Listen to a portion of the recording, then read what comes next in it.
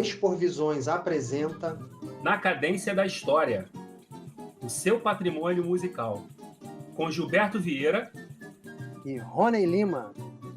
Sejam todos bem-vindos.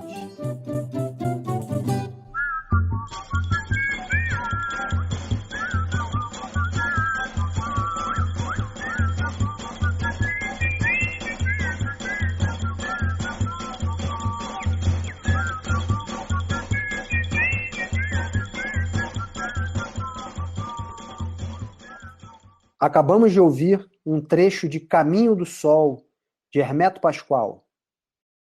Dando continuidade à série dedicada à cultura popular, danças, músicas, ritmos e brincadeiras, a nossa convidada é a dançarina, historiadora e pesquisadora de danças tradicionais, Maria Eugênia Tita. Maria, muito obrigado por aceitar mais uma vez nosso convite. Boa tarde, eu que agradeço aqui a oportunidade de compartilhar um pouquinho das minhas experiências. Maravilha. Eu disse dessa vez, Maria Eugênia, porque dessa vez você vai ser entrevistada, né? Porque nos programas anteriores você estava do lado de cada gente. E a gente estava entrevistando o músico, o ator e dançarino Hélder Vasconcelos. Que agora se junta a gente para entrevistar você. Hélder, muito obrigado por aceitar mais uma vez também o nosso convite. Te agradeço. É algo que eu faço com muito carinho, com muita tranquilidade e muita certeza, porque é um artista que eu acompanho desde o seu início, né, vamos dizer assim, profissional, que começa com ela ainda criança, pela relação de amizade que eu tenho com o artista e compadre, amigo Antônio Nóbrega. Eu pude também acompanhar essa trajetória dessa artista Maria Eugênia Tita, desde os seus primeiros passos ali, acompanhando o pai, fazendo parte de shows muito memoráveis e bonitos, já encantando todo mundo com ela criança. Mas eu trago aqui um depoimento que para mim foi muito significativo a partir de um momento que eu vi a Maria Eugênia, vamos dizer assim, mostrando o seu lado mais pessoal, autoral na dança. Embora estivesse ainda acompanhando o pai em um show, foi muito emblemático para mim aquela mudança.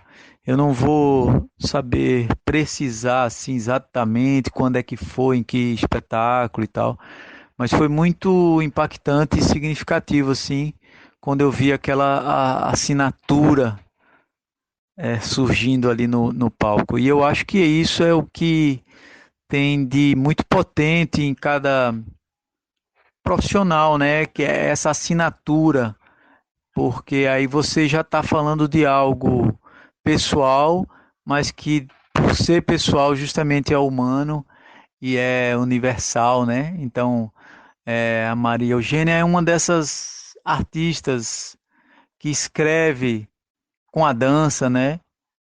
Algo muito genuíno, muito particular e ao mesmo tempo universal, porque também se conecta com essa busca de uma dança que vem a partir das tradições, das danças tradicionais brasileiras, né? Então, essa assinatura que ela escreve tem muito a ver com esse mergulho pessoal e com essa busca de encontrar-se com uma dança mais abrangente, que pode ser feita aqui no Brasil, mas pode ser também feita em qualquer lugar do mundo. E é muito bonito isso, ver Maria Eugênia escrevendo isso na dança, no palco. Então, resumidamente, eu diria que sem dúvida alguma, uma das bailarinas, uma das dançarinas, uma das artistas mais importantes que esse país tem. E eu fico muito grato de poder acompanhar e ver, e assistir e desfrutar dessa dança tão bonita. Viva, viva, viva! Bom, vamos começar logo com uma pergunta que nos remete à infância da Maria Eugênia. Maria, você faz parte de uma família de artistas, né? Seu pai, Antônio Nóbrega, sua mãe, Rosane Almeida, e além do seu irmão, Gabriel. O que significou, para a escolha da sua carreira, o convívio desde o nascimento com as artes na sua casa? Olha, eu acho que dentro dessa questão tem um pouco duas dimensões, né? Que é a arte dentro de casa e que arte é essa, assim, né?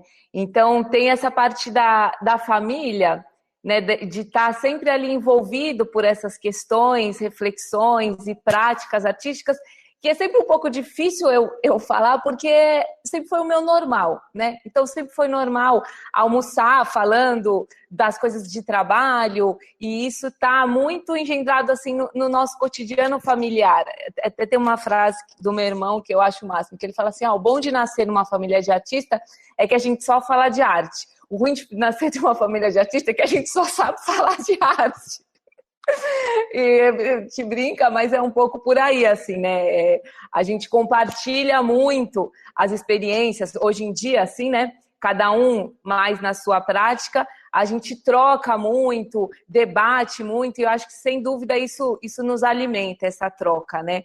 E quanto a essa questão, essa outra dimensão, né, que eu comentei, de ser envolvidos nessas práticas artísticas tradicionais brasileiras, né? Eu acho que isso foi muito responsável por me modelar em muitos sentidos, não só no plano artístico, profissional, mas sobretudo no pessoal, no emocional, assim, né? Então, conviver com essas brincadeiras tradicionais, esses ambientes artísticos que meus pais me levavam desde os 7 ou antes, desde a barriga da minha mãe, né? Mas acho que desde os 7 anos a gente começa a ter começa a memorizar e ter mais consciência dessas experiências, assim. Eu trago essas memórias muito com muito afeto, assim, sabe? Eu trago essas referências dessas situações, dessas festas tradicionais, né? Onde eu tomava contato com pessoas muito generosas, com pessoas muito acolhedoras, com pessoas muito sábias. Isso tudo foi traçando a minha personalidade sem menor sombra de dúvida. Esse tema aí para mim é bem sensível aí, por duas vias, né? Primeiro que eu venho de uma família que não tem nenhum artista. Então é curioso eu ter me despertado assim, me percebido fazendo arte, especificamente música. E por outro lado de ter duas filhas. E perceber o quanto a experiência, falando assim de formação, né? O quanto a experiência, ela não tem jeito, ela é insubstituível, né? Enquanto papel que nos forma. E aí a Eloá, mesmo que não se assuma como musicista, ela canta, toca. E aí o outro viés meu, que é o historiador, ela juntou as duas coisas e faz história da arte. Então é curioso, faz história da arte na UERJ. Canta muito bem, inclusive está se aventurando a interpretar umas músicas que eu compus. Está sendo bom demais essa relação, essa proximidade pai e filha, né? E a Eloá vai fazer 21. E aí depois tem a Maria, que também é Maria, que tá com 4. Aí a Maria canta o dia inteiro. Aí a gente tá aqui no meio do mato, a gente tá aqui no meio do mato há 1 ano, na região de Nova Friburgo, no Rio. Aí eu fico, quando eu vou fazer uma caminhada qualquer, eu levo a Kena ou o Pif e fico assim pra baixo tocando. Aí de vez em quando eu fico pensando, eu fico vendo a Maria improvisando lá, uma música que ela começa a inventar em cima de algo que ela já ouviu, eu falo, caraca, que concepção melódica, né? Como é que... Aí alguém que tá de fora olha, nossa, é um dom, não sei o quê. Aí eu queria te ouvir um pouco disso, né? A importância dessa experiência, tanto quanto como quem se criou nesse ambiente, né? Quanto como quem está compartilhando com outras pessoas, como conosco aqui, essa experiência, enquanto uma experiência que nos forma, né? Sim. Deixa eu ouvir um pouquinho. Tá. Olha, eu vou contar um pouco assim de como que era, não sei se é exatamente isso assim a questão, mas como é que era essa parte, né, de introdução artística dentro da minha família, em nós filhos, assim, né? Meu pai, ele tem essa característica de ser uma pessoa muito rigorosa, né? Então, a gente tinha, por um lado que eu tinha esses ambientes, né, da festa ali, da brincadeira, eu comecei a trabalhar nas apresentações dele com 9 anos. E não era uma brincadeira, ali não era zero brincadeira, ali tinha um compromisso. E eu acho que num sentido me fez muito bem, assim, de sempre entender e relevar esse lado descontraído e brincado, mas também entender que tinha uma demanda que me exigia outras coisas, que me exigia uma disciplina, que me exigia, sabe, tudo que era tudo que envolvia ali a parte de apresentação dos palcos, era outro departamento que então tinha esse lado dessa exigência artística. O que eu acho que, no fim, é um bom equilíbrio, porque a arte, acho que ela tem justamente esses dois aspectos, né? Esse lado que tem que ser fluido, que tem que ser brincado, que tem que ser descontraído, espontâneo, mas a gente não pode perder esse lado do compromisso, do rigor, das regras e tal, porque é isso que também nos compele ao desafio, né? A nos ultrapassar e nos aprimorar, né? E levando em conta que a gente sempre tem uma responsabilidade com o outro, com o público. Então, eu estou dizendo isso porque acho que nessa nossa criação, tanto minha e do meu irmão, a gente tinha esse incentivo, né, a experimentar as práticas artísticas, a tocar, dançar e tudo mais, e tinha também essa atenção a como se envolver com isso, né, a partir do momento que você tem uma responsabilidade para com o outro. Ô, Maria, então vou aproveitar essa fala do Gilberto, depois a gente passa para o Helder, né, Helder? Só para complementar, como é que era para você, com 9 anos de idade, ter esse compromisso, enxergar esse compromisso de um adulto, né, de pessoas adultas que te cercavam? Eu acho que, assim, com uma criança, entender o compromisso. A brincadeira é legal, a brincadeira tá lá, é o que eu quero, mas como é que era a coisa? Não, eu tenho que me apresentar, eu tenho que ensaiar, eu tenho que tocar. Hoje eu tenho até um pouco dozinha de mim criança, assim, porque eu não tinha essa dimensão de que as pessoas gostavam de me ver dançando, porque eu era uma criança, um palitinho dançando no palco. Eu achava que elas gostavam porque eu estava fazendo um negócio direito. Se eu soubesse disso, eu era bem mais relaxada. Então, eu tinha um pouco de uma excessiva preocupação, assim. Hoje eu vejo e falo, poxa, Margina, então hoje daí eu tento recuperar isso, porque a minha tendência, o meu modus operandi é do rigor, é essa herança do meu pai. Eu tento também ser mais compassiva assim comigo, né? Então eu guardo um pouco dessa memória, dessa coisa um pouco preocupada ali, né? Mas também guardo lembranças muito agradáveis desses bastidores, das viagens, da relação com os músicos. Depois chegaram meus primos para participar dos espetáculos.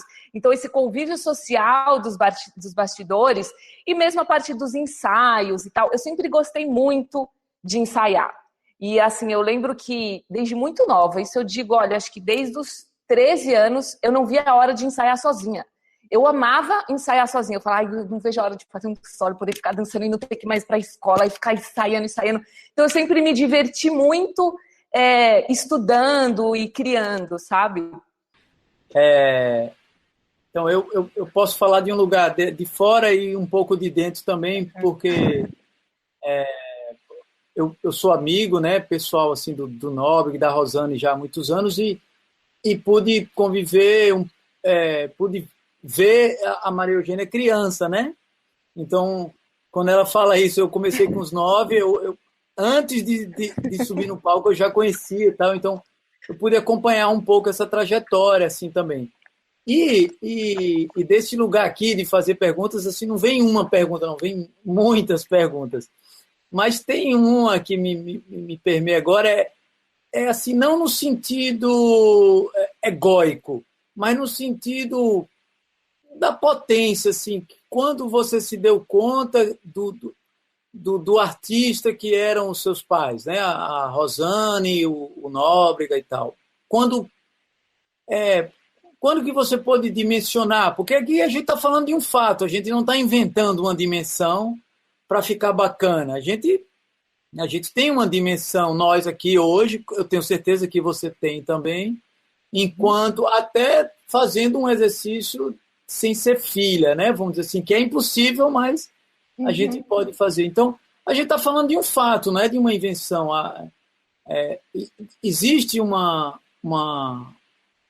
representatividade do que é o trabalho do seu pai, da sua mãe, do que é o brincante, em relação ao país, né? Em relação ao que eles fazem. Então, a gente passaria um bom tempo do programa dimensionando isso, mas essa dimensão a gente já tem. Então, a pergunta é, que momento ou como foi perceber isso? Assim, assim, independente de que estágio foi, mas eu acredito que isso não acontece na infância, né? Mas se foi, tudo bem. Como é que foi? Em que momento isso aconteceu? Dizer, caramba, meu pai é o Antônio Nóbrega, minha mãe é a Rosane. Aquele lugar que eu brinco ali é o brincante. Como é que é isso?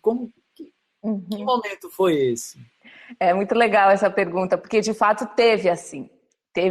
Para mim é muito perceptível, né, esse momento acontecendo.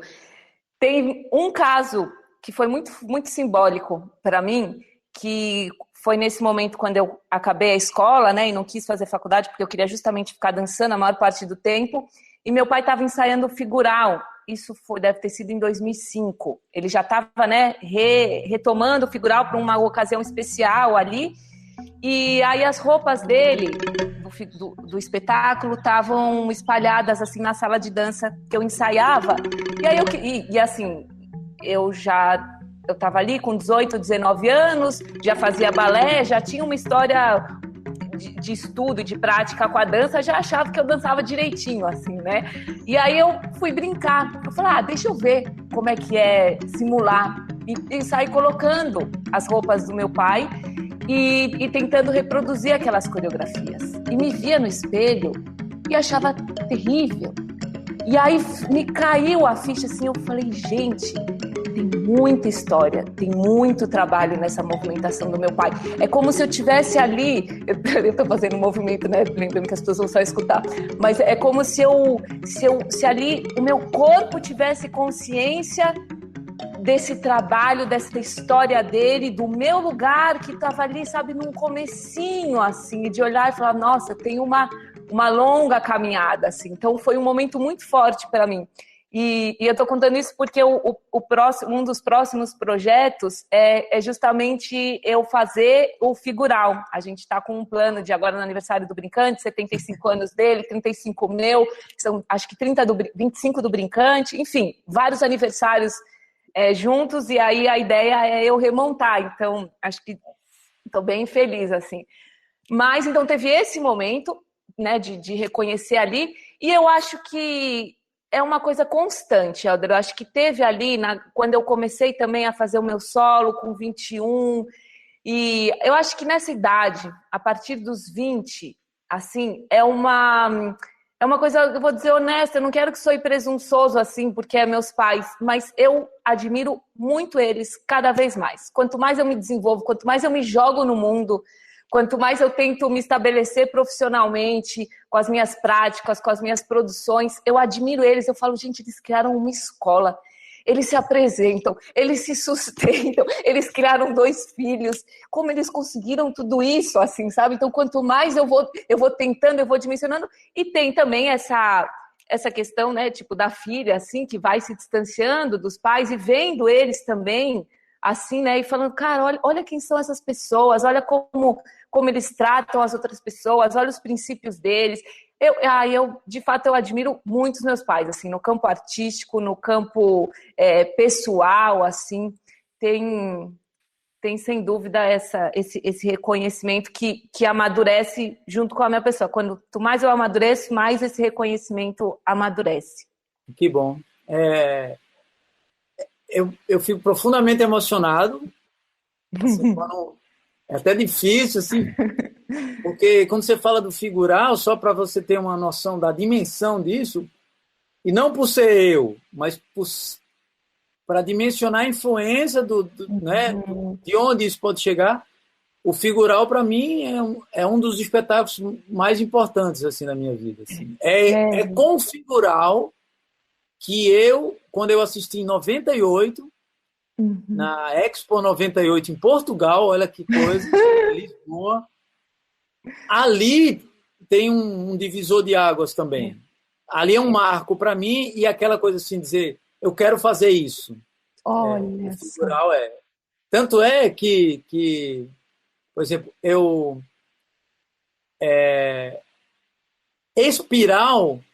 o Espiral Brinquedo meu primeiro espetáculo, eu queria de propósito que sonoramente tivesse uma relação com... Que legal, O Espiral, ele é muito importante, assim, então foram 2 espetáculos que foram muito importantes para o que eu faço hoje. Sem dúvida, um é o Figural e o outro é o Café com Queijo, do Lume. Mas o Figural, ele é o detonador primeiro, assim, de dizer, eu quero fazer isso, sabe? Enfim, é uma longa história. Então, e aí, quando você fala que tá nos planos aí remontar ele, quer dizer, eu vou, assim, que eu vislumbro a possibilidade de ver esse espetáculo no seu corpo, nossa, me toma uma emoção muito grande, assim. Porque é história viva, é riqueza, é uma beleza. E aí tem um pouco a ver do que eu queria te perguntar depois, que assim, aí, quando você se dá conta disso, como que isso te influencia na sua carreira, assim? Em que aspecto? E quando você dimensiona, caramba, né, eu tenho essa herança aqui, sanguínea até, né? Essa herança cultural e tal. Como que isso chega para você no que você faz, no que você quer fazer e tal? Então, acho que as coisas geralmente elas caem em mim um pouco com esse senso da responsabilidade, assim, sabe? Então, quando eu admiro alguma coisa, quando eu me sinto muito gratificada pelo meu entorno, eu me sinto responsável. É um limite tênue entre a culpa e a responsabilidade, aí eu procuro não cair na culpa e cair nisso, né? Nesse meu dever que eu tenho para com essa minha família, para com todas as belezas que me cercam, as experiências bacanas que eu tive, eu me sinto compelida a fazer o melhor de mim, sabe? Tanto para orgulhar os meus pais, porque é uma coisa que dá da filha, mas também quanto para dar continuidade a essa história que eu acredito, sabe? Eu compactuo com muitas percepções deles e tal, e procuro dar continuidade. Agora, sim, também a minha maneira. Eu acho que quanto mais eu reconheço os meus pais, né, no campo profissional, nessa história deles, mais eu também me distancio e enxergo o que é o meu responsável. Eu não tenho pilha nenhuma de estar lá no Brincante, comandando coisas no Brincante e tal. Eu tenho um pouco outras ânsias, né, profissionais, assim. Então, procuro também, eu acho que como parte dessa responsabilidade de filha, de herdar essa história, é ser mais fiel à minha possível. Como é que eu faço o meu de maneira mais inteira, mais singular possível, né? Então, falando em história, eu fiquei curioso como é que você foi parar na história, na graduação, fez história. Olha, é uma boa pergunta, porque foi completamente sem querer. Porque, na verdade, eu sempre gostei de escrever, desde pequena, assim. E aí eu prestei letras. E na época eu prestei PUC e passei. E passei, tipo, em primeiro lugar. E eu falei, gente, tem alguma coisa errada. Porque eu gosto de escrever, mas eu não sou tão boa assim, não. Tem alguma coisa errada aí. E aí tinha uma coisa errada, que era não teve quórum suficiente para abrir turma. Devia ter eu e mais o quê? Mais 3 pessoas. Por isso que eu passei bem. E aí não tive, né? Não abri o curso de letras, tive pontuação para entrar em história. E aí, então, eles me ofereceram essa possibilidade de história. Eu falei, bom, já tô aqui, tô com vontade de estudar, que era isso que eu queria, né? Eu prestei com 26 anos. Foi quando eu decidi, de fato, que estava na hora de dedicar um pouquinho aos estudos. Aí, falei, bom, já estamos aqui, vamos, fiz história. E adorei, assim, porque tem muito mais comunicação com o que eu faço, acho que sem dúvida, do que letras. Acho que letras eu acharia um link também, mas história casou muito, né, com ânsias que vieram posterior, assim. Então foi desses acasos da vida que deu certo. Maria, vou falar 4 palavras e você vai tentar resumir o que significa essas palavras para você, tá? E para os seus trabalhos também. Brinquedo, brincar, criatividade e reinvenção. Olha, eu acho que você falou as 4 palavras pilares do meu trabalho, né? Porque são 4 palavras que envolvem muita coisa, né? O brinquedo, aquilo que você faz, com toda a sua dedicação, é o seu produto final ali, né? Fruto de toda a sua dedicação, toda a sua história de vida, todos os seus desejos. A brincadeira é o modo com que você faz ele, né? Que envolve isso, um pouco do que eu falei, essas regras, esse rigor, esse riso, esse compromisso, a coletividade, né? A reinvenção, que eu acho que é isso, né? Reconhecer a sua história, as suas experiências, as suas referências e traduzir isso da sua maneira. Eu acho que tudo isso vai dar no brinquedo, né? E qual foi a outra? Criatividade? A criatividade é isso, né? Que para tudo, eu acho que se eu tenho alguma coisa preciosa em mim, assim, eu acho que onde eu falo, meu Deus, eu posso perder tudo que eu tenho, menos a criatividade. Porque eu acho ela a coisa mais importante. Pode cair o mundo, pode, enquanto você tiver um fiozinho de criatividade, você dá um jeito, você se alimenta, você se reinventa, assim. Então, eu acho que a base da sobrevivência, não só para o artista, acho que para todo mundo que está nesse mundo louco, caótico, se você não tiver criatividade para enxergar as coisas de um outro jeito e para traduzir as coisas, enxergar as possibilidades de traduções, né, a gente está fadado à tristeza. Então, acho que isso.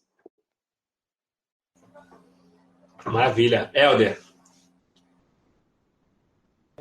Bom, eu queria puxar um pouquinho, vamos dizer, para os elementos, né, do seu fazer artísticos, né, que é como que você relaciona ou atua ou pratica música, dança e teatro. Como que você vê esses 3 segmentos e como que você percebe e elabora isso no seu trabalho, no seu fazer, né?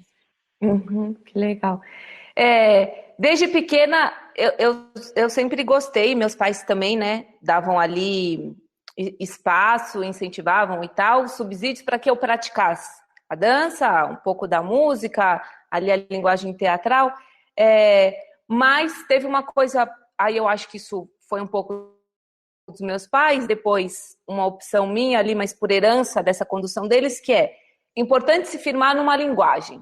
Então isso foi uma coisa bem dos meus pais, assim, não, você pode fazer o que você quiser, não sei o quê, mas garanta uma linguagem onde você vai se dedicar a maior parte do tempo. E aí isso foi a dança, eu gostava de fazer também, então não foi nada muito assim conflituoso. Falei, tá bom, então vamos garantir a dança. Mas sempre gostei sempre de percussão, né? A coisa um pouco com a sanfona, depois com o violão, mas tem essa coisa um pouco hierárquica, né? Então daí hoje em dia, na minha rotina, eu procuro isso, em termos de carga horária, assim, né? Então, toda manhã eu me dedico à dança e nos tempos outros eu vou tentando absorver também essas outras vontades, que são, né, são ânsias, assim. A música é uma coisa que é muito gostoso, né, de fazer.